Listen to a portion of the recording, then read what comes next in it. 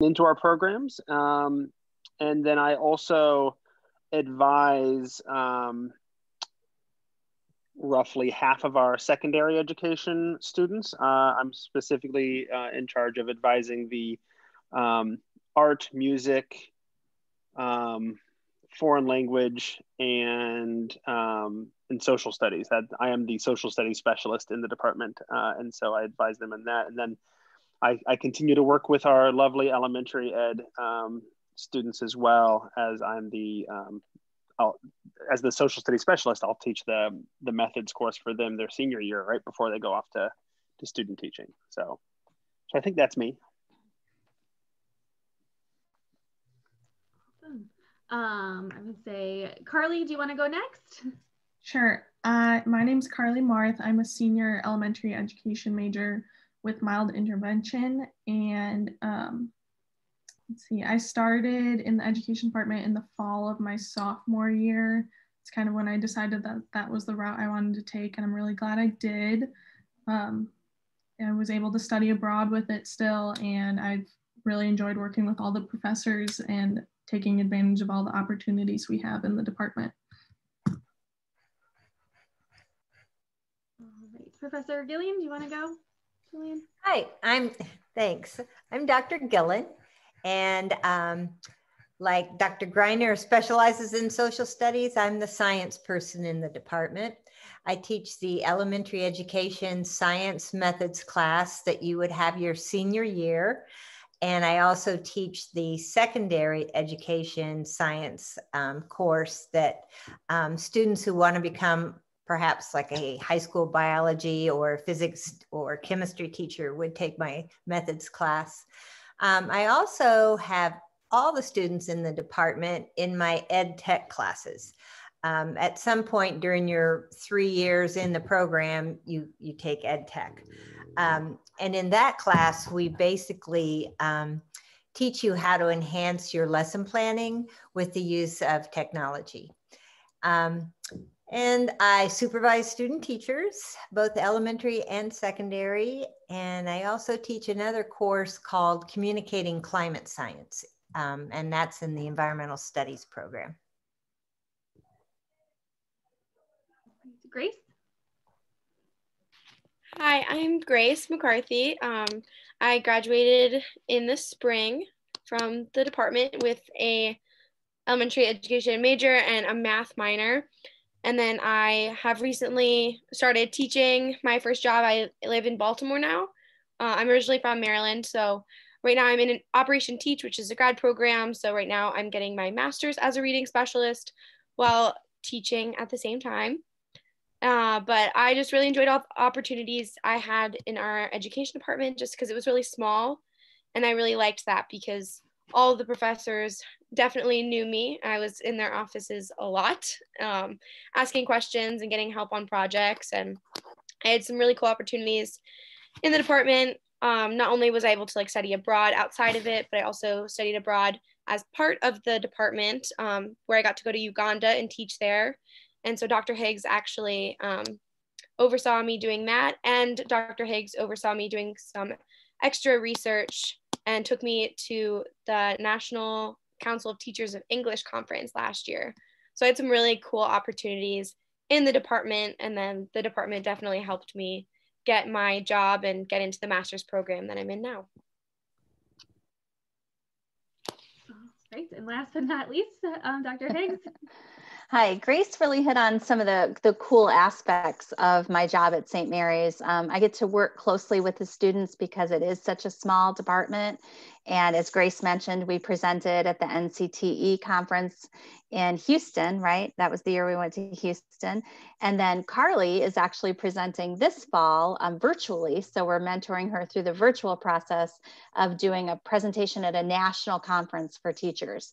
So it's quite an accomplishment for our students to be able to do that. And we're very proud of them and being able to mentor them. And then the other thing I love about my position at St. Mary's is being able to work with students who want to go to Uganda. That's such an amazing opportunity to look at education in cross-cultural contexts and to see some of the amazing things that the schools in Uganda are doing, and share some of our amazing things that we do here. So that's just a great opportunity. But in general, that's not the main part of my job. The main part of my job is I'm the literacy person for the elementary education students. So I teach classes with how to teach writing, how to teach reading. I teach the children's literature course and reading assessment. And then I work within the reading minor or reading licensure area. So those students who want to go on and be reading specialists, I teach some of the courses in that area too. Great. Could someone, whoever would like to, kind of talk about the different licensure areas that we do offer at St. Mary's? That might be a good question for Dr. Higgs. Yeah, since I started off, maybe I'll talk a little bit about that. So we offer mild intervention, as Grace had mentioned. I think, Carly, that's your minor too, isn't it? Mild intervention. So for that program, it's students who are interested in getting, in addition to being an elementary education teacher, they get an additional licensure area with mild intervention, and they take classes that help them learn to teach students who have special needs above and beyond what we typically would see in our elementary classrooms. It's a really helpful minor to have because, as you know, we don't separate out students anymore and send them to the resource room full time. We have students of varying needs in our classrooms. So whether or not you're going to be a special educator, you still really benefit from taking those classes that look deeply at student needs. So I highly recommend that one. Another one is, of course, I'm going to recommend the reading licensure because at the elementary level, we're definitely working with teaching students to read. So whether or not you're going to go on and become a reading specialist, it's still really helpful to have a background in that reading. You get some core classes in reading anyway, so all of our students are really prepared to teach reading, but the reading specialist is an additional licensure area so that you're licensed to teach reading in kindergarten through 12th grade, whereas the elementary license is just kindergarten through 6th grade. And with that, we have a practicum experience, as does the mild intervention, where you're going into classrooms and working with students in specific areas of need. We also have the early childhood area, which is a minor for us, and students who are interested in teaching in the lower grades. So it's preschool through grade 2, typically, is what we mean when we say early childhood. And students who want to learn more about working with younger students, they have specific needs, especially with emergent literacy and emergent math, and working with families. So we have a minor in that as well. And that's also highly recommended because if you're going to work in those grade levels, it's great to have that. And then our other minor that we're really proud of is the English as a new language, or English language learner, or English as a second language, whatever acronym you're used to using with that. That's working with children who are, in addition to all of us learning English as young children, these students are learning it as a second language. So there's a lot of support systems that we can offer with strategies to work with those learners. And again, that's another area that's high need because we have English language learners in all of our classrooms. They're, especially recently with the latest legislation, they're not in a sheltered program anymore. They're in our classrooms. So all teachers need to be able to work with that. I think I got them all. Did I get them all? Those are the 4 minors. Yeah. And I've noticed, because I teach the intro class, the 201, I'll oftentimes get, all of our students asking me various questions about the program. And one of the ones that comes up fairly regularly is, what minor should I go into, right? Because if you're in elementary education, you have to have one of those minors. and so sometimes I'll ask, like, what is it you're looking for in a minor? What's your goal? And sometimes, oftentimes the answer is like, my goal is to be as hireable as possible, right? To get a job. And I'm like, well, good news. All of those areas that we have as minors are areas of need, and all of them are going to help you get a job. If that's your qualification for depicting your minor, I don't know that I have one of them to suggest over another, because those are all, as Dr. Higgs mentioned, areas of high need. And so you mentioned those as the minors, and those go along. Those are required for anybody who, or having one of those minors is required for elementary education for certification and licensure purposes. In terms of secondary education, you can focus on English, social studies, math, science, or foreign language, Spanish, specifically. And every now and then, you know, in that case, you actually end up with a double major. You major in your content area, and then you also major in secondary education. And so you finish after 4 years with a double major. And I've had a few students here and there actually do the double major of secondary ed and their content area, and then also decide, oh, but I also want to I want to do ESL as well, or I want to do early childhood or whatever, and they'll pick up one of the minors as well because there's just an interest that they have in terms of where they want to go and with their careers someday. And so those are available to students as well. We also have programs in and I mentioned this in my advising list, in music education, art education. And I mentioned Spanish. So yeah, so we have a lot of different opportunities and things going on there. I'll just add one more thing. In addition to minoring in our in-department minors, which was what we really highly recommend that. I think that makes you most marketable for a job. You also could take a minor outside the department. So I think, Grace, didn't you minor in math too? Was that you? Yes, I did. And although all of those are definitely very marketable, I have to say my school is very excited that I minored in math, just because they're looking for teachers who are excited about math, because it can seem a little scary as a new teacher. Yeah, and a science minor might be really helpful. There's a lot of need for teachers to have a wealth of knowledge, a wide variety of knowledge. So some of those other minors are really helpful to have too. Great. And, oh, sorry.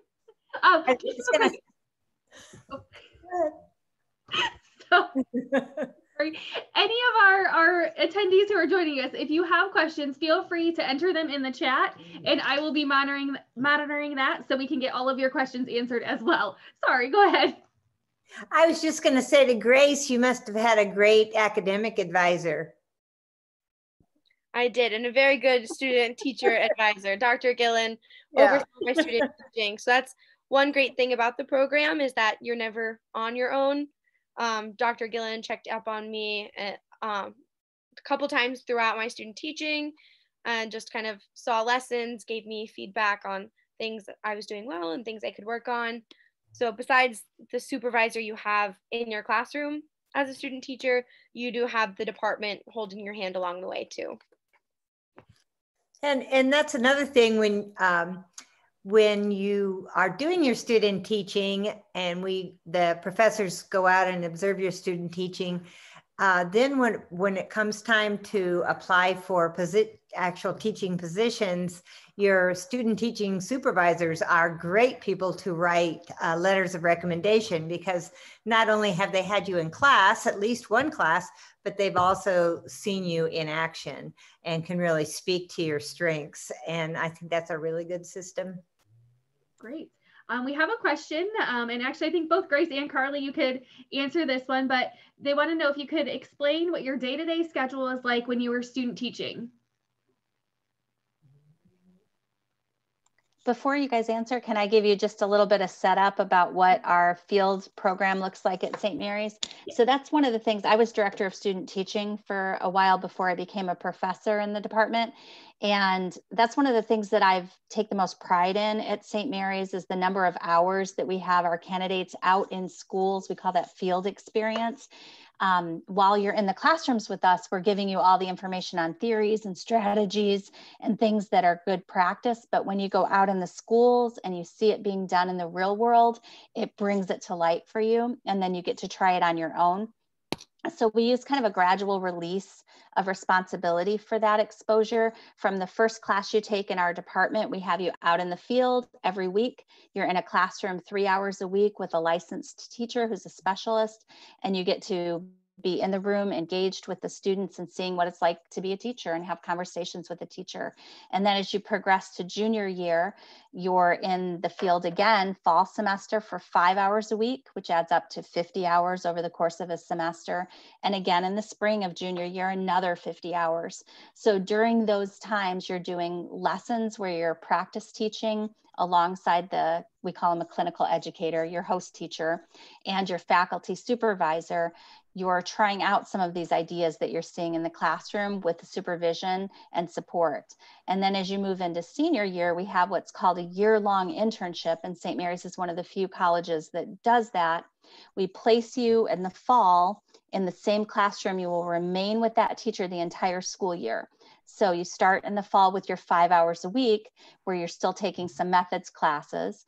And then as you transition into January for our spring semester, you're there full time all day long. And I'll let Carly and Grace talk about that a little bit more. But by the time you graduate, you have over 750 hours of experience working in a school.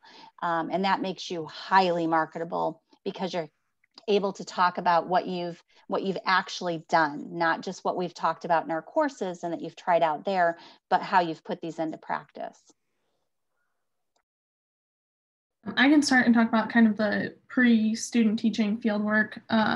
So I'm in the first semester of my year-long internship, and I'm in a 3rd grade classroom. And then I also have a placement in a mild intervention resource room. So because I'm still in classes, my weekly schedule is having classes on Tuesdays and Thursdays and a couple classes at night during the week. And then Monday, Wednesday, Friday, I'm in the field at one of the placements. So those kind of, right now it's a little different with COVID, but in our gen ed placements, we're teaching lessons like Dr. Higgs said, and in the mild placement, I've been also starting to take over the groups that my teacher leads and doing other assignments that we have for class. So that's kind of my weekly schedule right now with that. Grace can probably talk more about the day-to-day schedule with student teaching. Carly, when you say you're teaching lessons, you're not teaching lessons all the time when you're in the field. Right. There are ones that are assigned for class, or if time permits, doing other ones as well.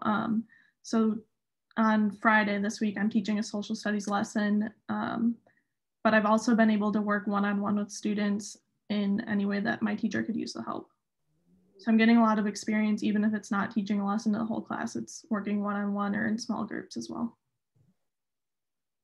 Yeah, as for the kind of the second semester, so you're expected to be at school at your placement the same hours as your teacher. So I got there, I think at 7:30, and then I was there until 4 every day. So it was nice. I had time in the morning to kind of check in with my teacher, and then we had lunch, specials, which is our planning period, and then after school to kind of debrief and talk about the day. But other than that, the very beginning of the year, she kind of laid out my gradual release. It's not like day one, I'm taking over the whole classroom. So the first week or two, I was just, because before then I wasn't with her an entire day. So the first week or two, I just kind of observed, circulated the classroom and helped her more as an aide and an observer. And then getting into the later weeks, I started taking over classes one by one. And she'd kind of give me materials, give me feedback. And so I started off by taking over reading completely. And then after that, I started taking over writing, then science, then math. So slowly with guidance, you start becoming the full-time classroom teacher. Unfortunately, with COVID, I never technically got to be full-time in-person classroom teacher, but that is the normal goal, and hopefully the normal goal for Carly and if you join us at St. Mary's in a couple years. Great.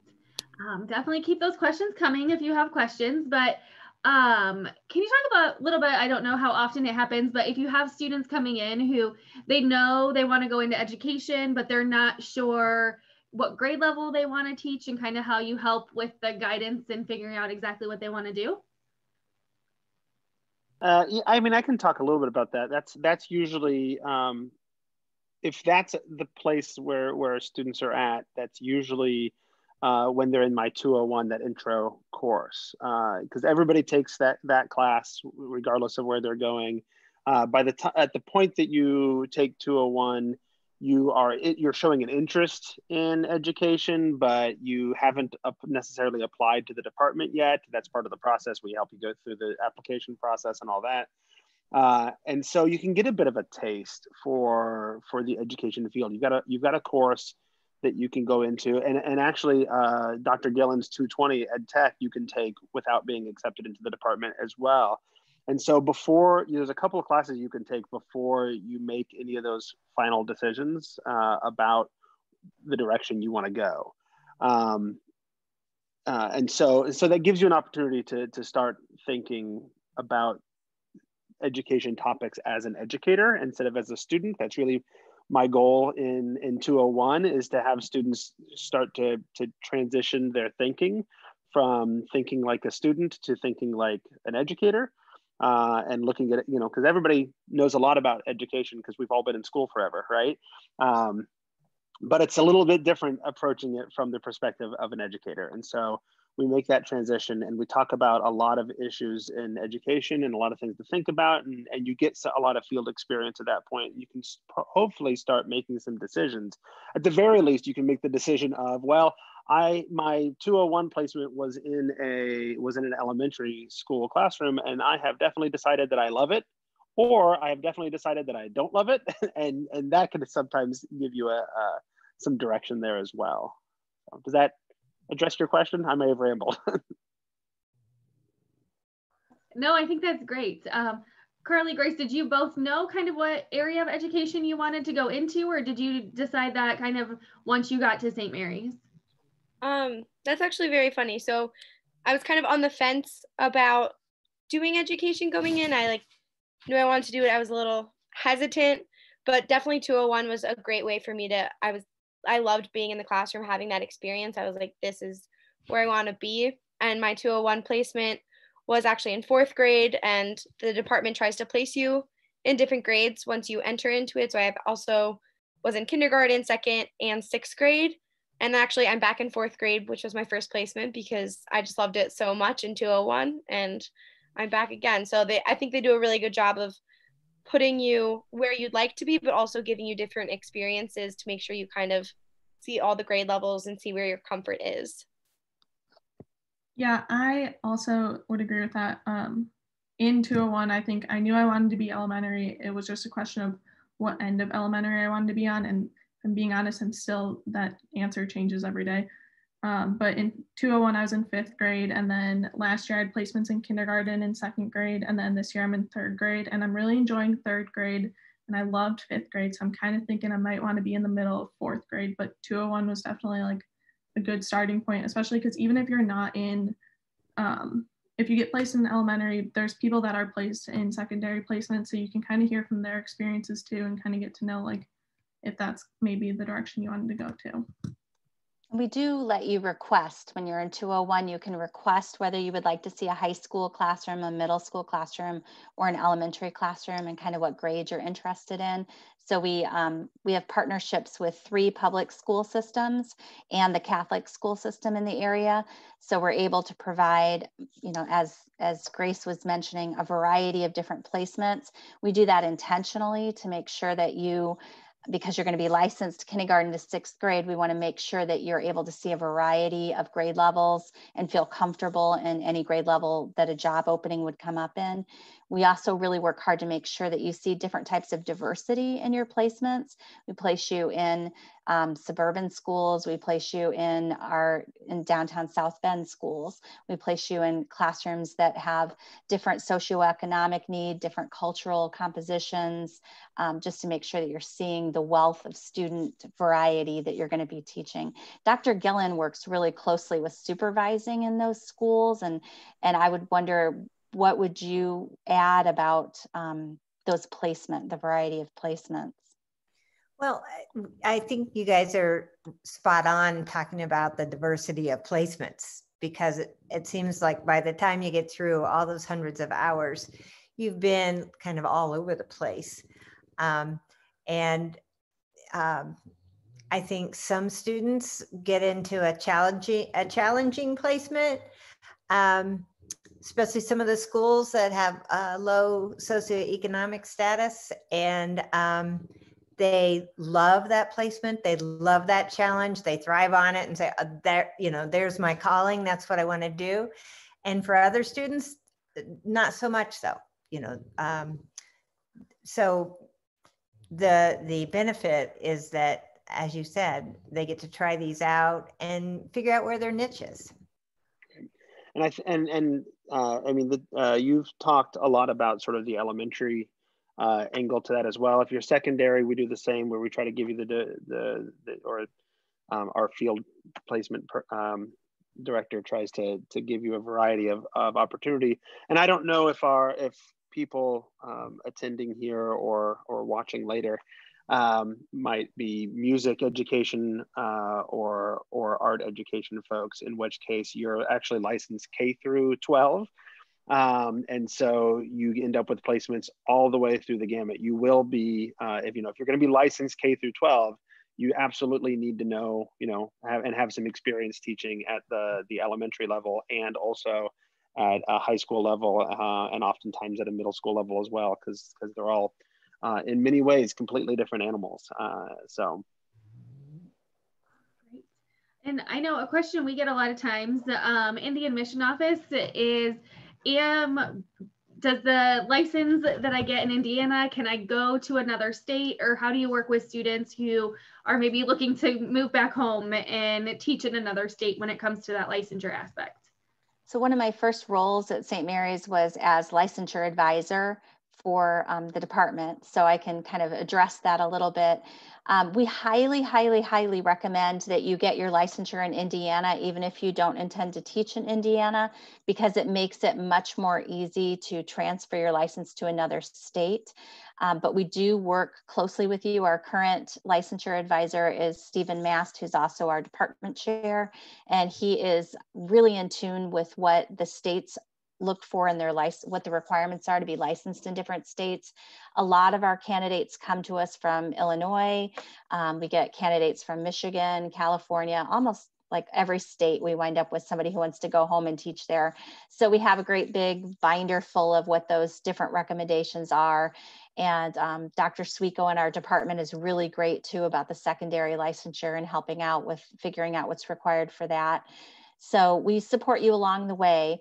It's ultimately your responsibility to keep the checklist too, to make sure that it fits with what the current knowledge is, because the licensing stuff changes. In Illinois, it changes almost every year what their requirements are. So we stay on top of it, but you will become more familiar with it as you come through the program, because you'll start keeping records in that area too. Just to add, as someone who was very nervous about that, because I'm from Maryland and I knew I wanted to come back home, it was pretty seamless. You have to take the Indiana exams, and then I applied for my license. In Indiana, I got it within maybe 3 or 4 days. And then all I had to do was send in my Indiana license and my transcript to the state of Maryland, and I got my Maryland license. So it was very easy as someone who went through that process. Yeah, and sometimes, at least in my previous life experience, sometimes you might, depending on the state, they might look at that transcript and say, okay, well, it looks like you're good to go, and give you a provisional license, and you might have to go on your own, take a course or two, and they give you a few years to get your permanent license. I know I had to do that, and all I did was go from Iowa to Nebraska when I first started, and they're right next to each other. You would have thought they had coordinated better, but no. But that's fine. I mean, it still wasn't that hard. I sent in my license, I sent in my transcript. They said, okay, you're good to go for like 3 years, and here's one class and a test that we want you to take. So I took a little bit of time at a local community college or whatever, took the last class I needed to make the permanent license, and it was still pretty smooth and easy. It was the same for me too, transferring from, I got my degree in Michigan and then wanted to teach in Indiana. And I had to take just one additional class on, it was about the Native American history of Indiana, because that was heavily hit in the standards that they wanted me to be able to teach that. And coming from Michigan, I might not have had that background. The other thing is that some states require additional performance exams or different licensure exams. Like Illinois requires something called the EdTPA, which is a performance-based assessment. But if you have your license in Indiana, they've agreed to waive that additional requirement for Illinois. So that's why we recommend you get licensed in the state you get your degree in first, and then it transfers more easily to other states. They'll sometimes waive requirements if you already have a license. Great. Jenna is asking, as a student, are you able to work in the Early Childhood Development Center that is on campus? Did either of you do that, Carly or Grace? I did not. My roommate, who's a psychology major, worked there last year, but I also know that I think it changed this year with COVID, but the girls that are minoring in early childhood were going to have field experiences there. One of our, one of the directors of the Early Childhood Center on campus actually works with our Early Childhood Degree program, minor program, and she often sets up those experiences. But you can also, even if it's not required for your minor, you can get jobs working there. And there's lots of childcare facilities in the area too that look at our students as highly desirable candidates for their jobs. Yeah, right. And as Carly was mentioning, right now, because of the pandemic, I don't think they have any student workers, so they don't have people going in and out. But generally, as a usual course of action, that is an option. Mm-hmm. And hopefully things change and we never have to go through a pandemic again. But how has it affected our students who are doing student teaching placements? Are some of them able to be in classrooms, or is it more virtual experiences, or how has that kind of affected things? Yeah, I mean, I can talk a little bit to this. Or Carly, were you going to say something? Yeah, but do you want to start? Oh, sure. So the local schools and St. Mary's agreed that most of our students aren't going out into the field. Our seniors, because it's a year-long placement and they're student teaching, are allowed to go out. And so the seniors are getting that experience. But I know for the other placements during the pandemic anyway, and again, hopefully in a couple of years when any of our attendees would be coming to us, all of that'll be over and you'll be out in the field and it'll be great. But for now, we're using online videos that the college has subscribed to. It's a paid service, and so we have access to a whole bunch of different hours and hours and hours of videos. And so we're using that as sort of a replacement for the normal field experience. Instead of going out and being able to talk to a teacher and whatever, you're able to watch teachers teaching classes in these videos. And so you get a variety of different exposure to a variety of different kinds of classes the way we're doing it now, which is nice. But you don't get the opportunity to work with the students and talk to the teacher about what was going on and the decisions they made and what have you. So there's, we're getting by pretty well given the limitations of the situation. Just from my experience, both my placements are in 2 different districts right now, so I've kind of gotten to see different sides of it. My mild intervention placement, they were online and then moved back in person, I would say mid-September. So I've been enjoying getting to see that. And it's pretty much like all in person, which has been really nice. The only limitation that I'm seeing is that my resource or clinical educator can only be with students for 15 minutes at a time. So it definitely makes things a little tricky as far as getting to see stuff every week. But luckily he does it all pretty much in the time that I'm there.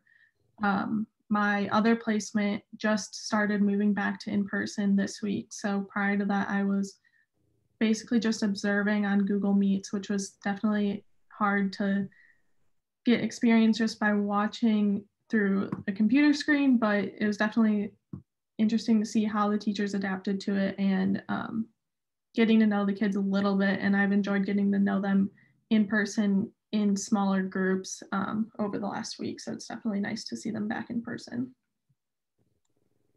I would just add to, so I teach the reading practicum, which is the capstone class for the reading minor.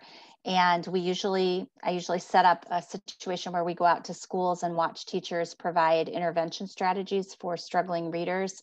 And COVID has made that difficult because the districts don't want visitors, or not allowing visitors into their classrooms to protect the students and the teachers from possible exposures. So what I was able to do this semester is to partner with a school where our students in the practicum are providing online virtual, it's more than tutoring, they're working through a series of lessons with these struggling readers under the supervision of the classroom teacher. So that's been really helpful to be able to do that. And our students are now able to say that they can teach in a virtual environment and in person. So they're learning a lot about different resources and taking the information that they learned from their ed tech class with Dr. Gillen and turning it a little bit to, okay, this isn't something I'm doing in the classroom now, I'm doing it total virtually. How can I support that with technology? Great. I know earlier you had all mentioned study abroad. Can you talk a little bit about your study abroad experiences and how, if a student does want to study abroad, they go about initiating that process and having that experience? Yeah, I can start. So I knew I wanted to study abroad coming to St. Mary's. So just kind of my freshman year, I looked into the different programs and to see the dates that you have to apply for getting into the programs. So I studied abroad in the spring of my sophomore year. So in the fall, I was still able to take some education classes, kind of get into the program a little bit. And then I applied and went to Ireland. And that was a really great experience. If you do want to do education and study abroad, it's definitely recommended that you kind of plan that out, because I took basically all of the rest of my gen ed requirements in Ireland. So you get a lot of those out of the way, which is nice, but you have to definitely plan for that a bit.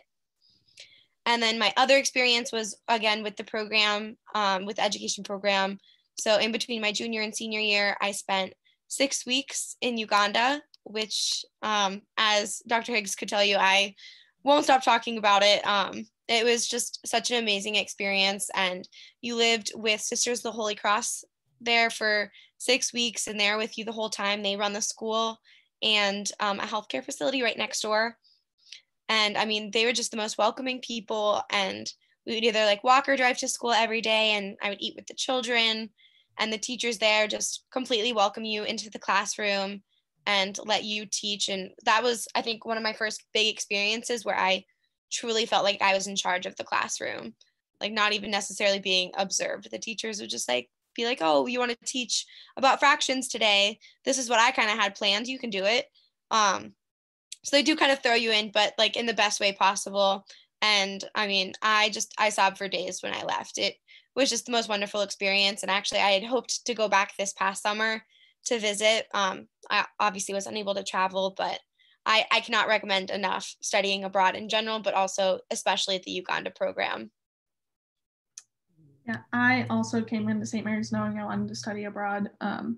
So I had decided towards the end of my freshman year that I wanted to be an education major, or it was probably around the time of advising. So I was able to work with my advisor on planning to take education courses in the fall so that I could still study abroad in the spring, which was really helpful. And they were really willing to work with me, which I really appreciated.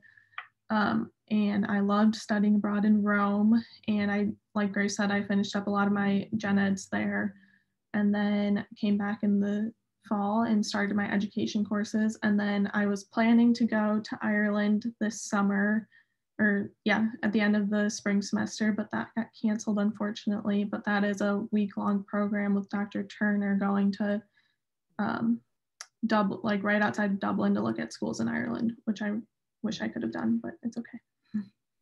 And there's also, there's a summer study abroad program. I think it's called Summer in Europe. And they visit 4 of the major cities in Europe, and they spend substantial time in each city. That's a neat program to do. I don't know how many study abroad programs we offer at St. Mary's, but there's a lot, right? Yeah, and I know because I work with the Spanish education folks, all of them plan to study abroad in Spain at some point. We do. I mean, your sophomore year is when you start in doing education courses. Typically, you can get into 201 a little bit early if you are ambitious your first year. But even then, depending on the program, there's only 2 or 3 courses to take your sophomore year. And after that, things ramp up pretty quick. For junior and senior year, there's not as much flexibility. And so we do usually try to advise people into studying abroad either over the summer or during the spring of their sophomore year. Great, great. So what advice do you all have for high school students? Or is there anything that they can do while they're in high school to set themselves up for success within the education program at St. Mary's?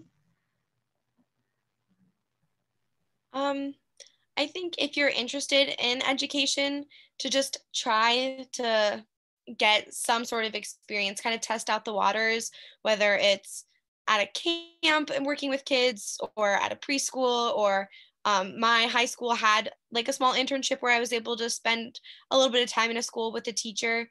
I think that's a really good way to kind of dip your toes in and decide if that's what you want to do, because once you get into Education 201, it is so nice that they give you a field experience, but also some people go into 201, go into a classroom and are like, oh my gosh, this is just not for me. So I think being able to kind of get a little bit of experience, if you want to do that, is a good way to kind of enter St. Mary's. So then you don't feel like that decision to join the program is rushed.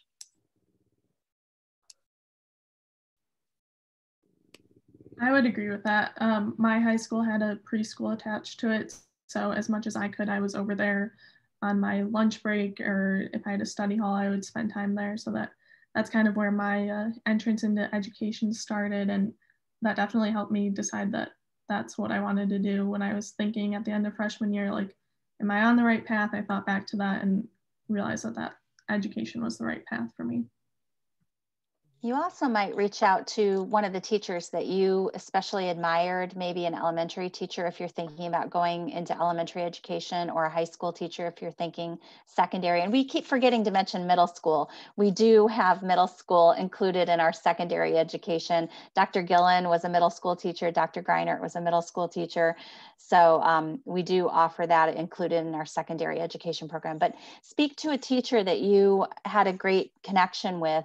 Just ask them, what's it like to be a teacher? Can I sit in and watch your class? I know a lot of high schools will give you release time if it has to do with something like this, if you get that approved in advance. So that might be a nice opportunity too, to kind of see what it's like. You were in that classroom as a third grader, but coming back as an adult, what does it look like now to be in that classroom and watch that teacher in action? Those of us from the middle school background are used to being forgotten about. It's okay. So what type of specific like resources are available for students as they're going through like their student teaching, if they have to do any sort of like bulletin boards or projects? And are there any like education-based clubs and organizations that the students can get involved in outside of their classes to kind of enhance what they're learning and make connections with others? Well, we have the Learning Tree, which is right next to the Education Department office, and Mrs. Fogel in there is like one of the best resources, because she will sit with you longer than she needs to and work on projects with you and make sure that you're putting in your best effort. We get a lot of, not a lot of assignments, but assignments that do require us to work in there, and it's nice to get to know the people that work in there. And so then I know that I'll take advantage of it when I'm student teaching and do what I can there. And then as far as clubs, I can speak to, I'm the president of Education Club this year. So we're just kind of getting the ball rolling with things, but we're definitely trying to be a resource for freshmen and sophomores who are interested in studying education. And then also us seniors are taking on a role of being resources for the juniors who are just starting off in the really getting into the education courses and helping them out as much as we can. You talked about the Learning Tree being really helpful, but could you talk a little bit about what kind of resources they have there? What you can do there? Yes, so some of our assignments, especially last year, required us to make games to go with our lessons. So I have some of mine. Hang on.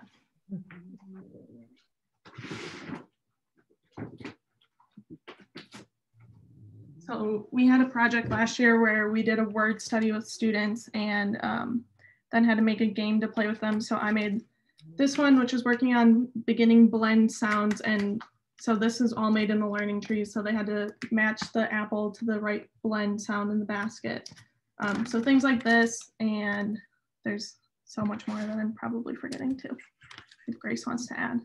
Yeah, I mean, they have like a die cut machine, so it cuts out letters, bulletin board paper, poster board, construction paper, game pieces, literally anything you would need to make anything fun for your classroom. They have, and as Carly said, Jane is probably the best person. And I mean, all of the professors in the education department, they walk through, they check on you. Jane literally was with me until 12:30. I was the only one at like a.m. in the morning working on a project. Like, her and the other professors are there to support you and make sure that you get your work done and that it's like to the best of your ability. So I think not only do they have the physical resources, but the resources of the professors and of the people working within the education department.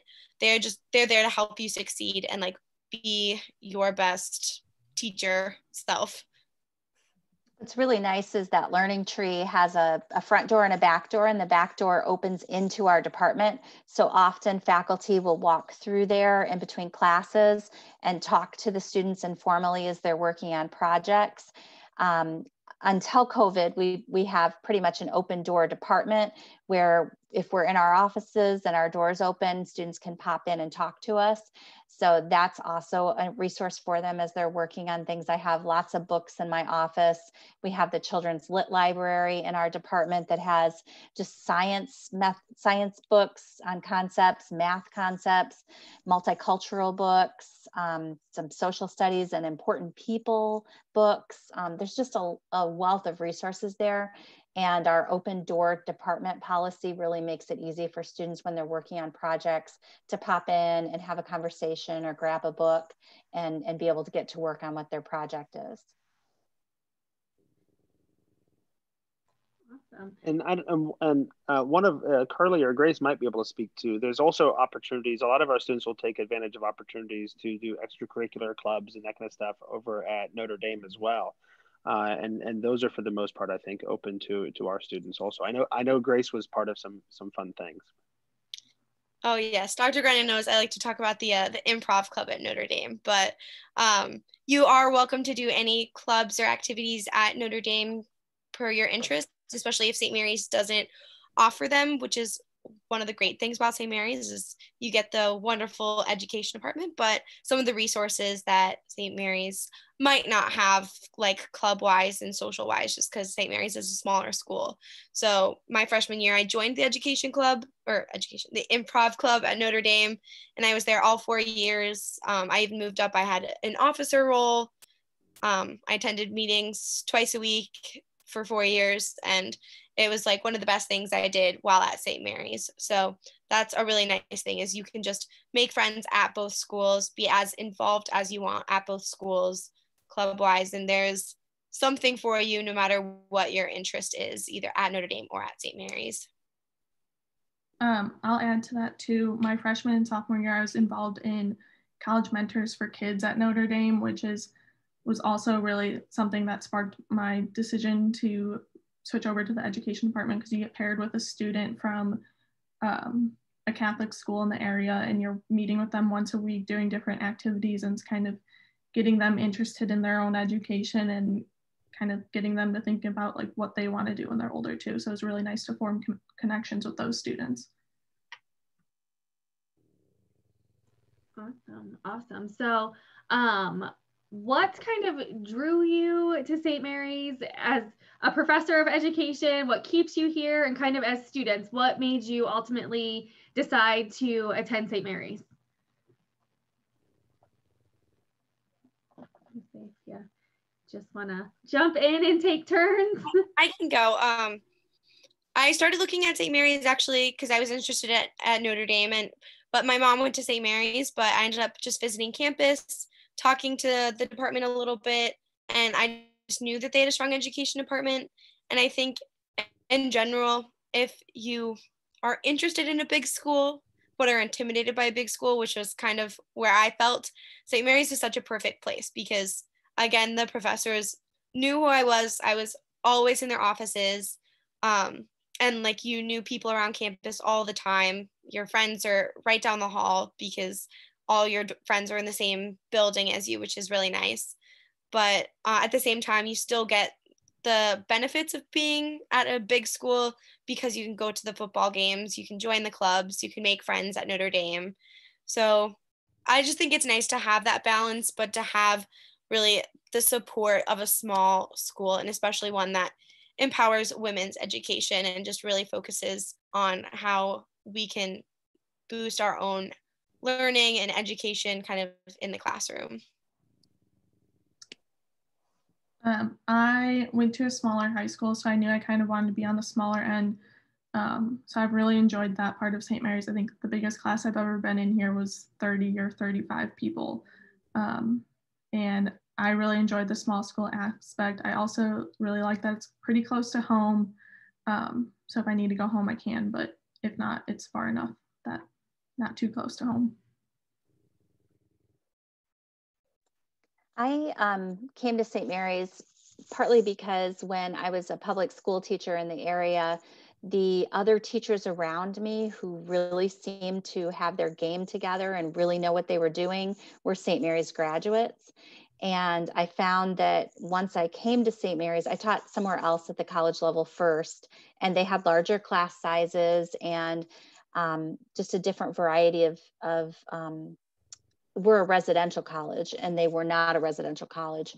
So coming to St. Mary's and being able to work with students who are all in, who are able to commit fully and be a cohort going through the program with a small class size, that has really made my job as a professor really, really rewarding because I get to know Carly, I get to know Grace. I've had dinner in Grace's home, you know, to be able to get to know students at that level and then to be able to cheer them on as they're going out into the classrooms and putting into practice what you've seen them struggling all along to learn.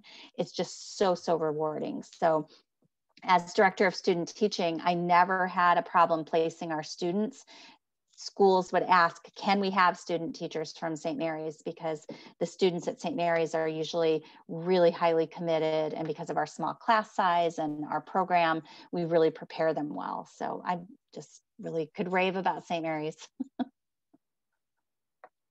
I was drawn to St. Mary's because of the reputation of the college itself. And of course, I was hooked on the idea of an all-female college. I had taught at Wabash College in central Indiana that's all male and really enjoyed that. And so when this opportunity was offered to me to come to St. Mary's, I was really intrigued with it.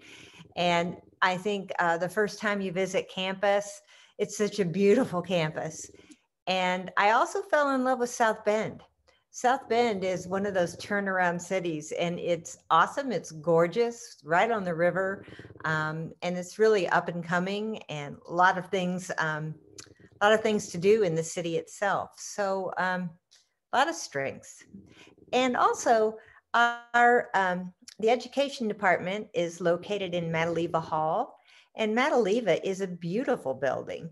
Our classrooms are filled with technology. Our offices are really welcoming and comfortable, and it's a cheerful atmosphere. We talked about the learning tree being connected to the department, and it's a real cozy spot too. And we have big windows, everything is cheerful and well lit. And I think it's just real welcoming and people feel at home. And I noticed that students just like to hang out around the department. So that's a big plus. It's a real sense of community. Yeah, I mean, I guess for me, my first response is, yeah, what all of they said. You know, they hit a lot of those things, right? St. Mary's, most of my higher education experience was at large institutions, and there is, you know, you definitely get the impression that the faculty at some of the large institutions barely know each other sometimes, let alone all of their students. And that's not the case at St. Mary's, right? We know Even if you are Dr. Suico mostly teaches secondary ed students, but if I'm talking to Dr. Suico about the elementary education students that maybe she never taught, she's heard of these students before and can speak to, give advice here and there or what have you. So there's we're small enough to really sort of have this instant sort of community that's built. But big enough to have resources and to have variety and all that kind of thing. I also know that large institutions put a lot of demands on their professors that aren't necessarily about teaching. A lot of research demands and that kind of stuff, which we do that kind of work at St. Mary's as professors, and that helps keep us sort of up to date and current on the latest research and what's going on and active in the academic fields and all that. But the stress that I see St. Mary's professors being under for that kind of stuff compared to the stress I see from big institutions that I've been at is dramatically different, right? And as a result, I think the St. Mary's teachers are able to focus on being really good at teaching in a way that professors at large institutions sometimes don't have the time to do, because they have to get 4 or 5 big research projects done and published in a given year. And that's intense, and doing that is a full-time job, and then teaching on top of it doesn't leave a lot of wiggle room to do both of them well. Great. I would say we've talked a lot, and there's so many great things about the education program at St. Mary's, but is there anything else that you all think the students should know? If you could say one thing that really sets us apart from everyone else, or your favorite thing that you've experienced at St. Mary's so far, kind of what would that be? Feel free if there's anything else you think the students should know to roll with it. I just feel like I can't reiterate enough the community. I mean, I felt so cared for and like loved at St. Mary's through my friends, through my professors, through everyone at the college. Like, there's just a sense of community that, like, even when I would go to Notre Dame and like do things there, none of my friends there had those kinds of relationships with their professors. And like, it was just nice to know that I was truly cared about in like my education, and like not only how I was performing academically, but how I was doing emotionally and mentally through a rigorous program. So I really just appreciate that sense of community. I was also going to talk about community. Something I've been thinking about a lot, especially with everything going on, is the people. My cohort is only 12 people, so we all know each other very well. We spend a lot of time together, but I've met 3 of my best friends through it, and we are with each other all the time, but we get the support from each other. We know what we're all going through. We help each other with assignments. It's like, I would not be here without that community sense.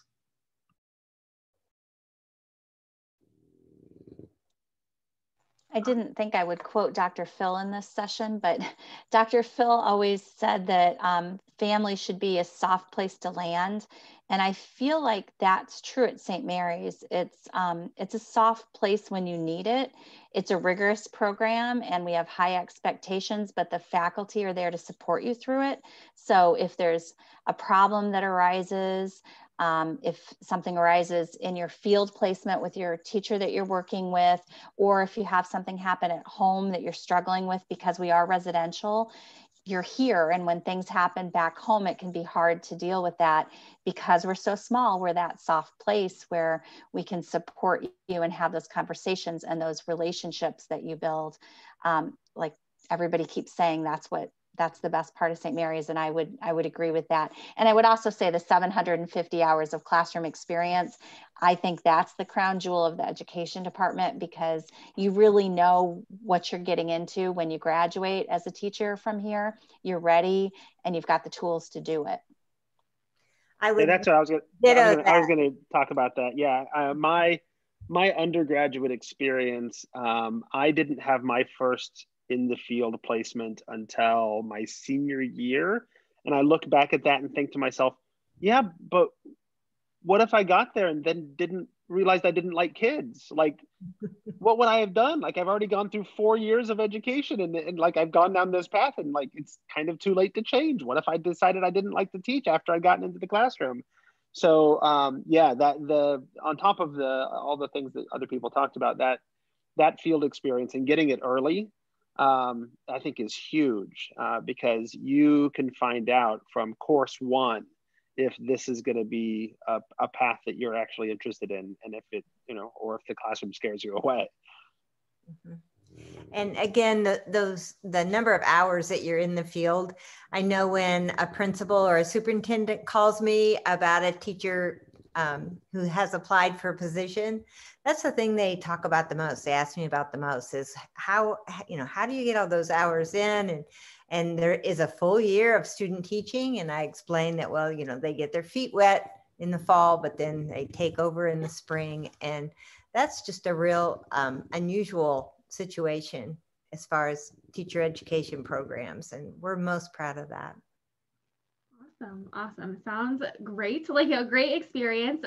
It is just about 8 o'clock, so we definitely want to be respectful of everyone's time. But to all of our attendees, we thank you for joining us. And if you are a senior, you like what you heard, are interested in St. Mary's, we are offering on-campus visits. If you wanted to come and take an outdoor campus tour, meet with an admission counselor, we are starting info meetings next week. You can definitely do that. But we also have lots of different ways to connect with us virtually.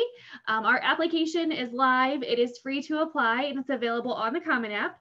If you ever have any questions about St. Mary's, the education program, reach out to your admission counselor. If we don't know the answer, we will get the answer or connect you to the right person on campus to answer your questions. And thank you to our amazing faculty for joining us tonight, and to Carly and Megan for taking time out of your studies and joining us as well.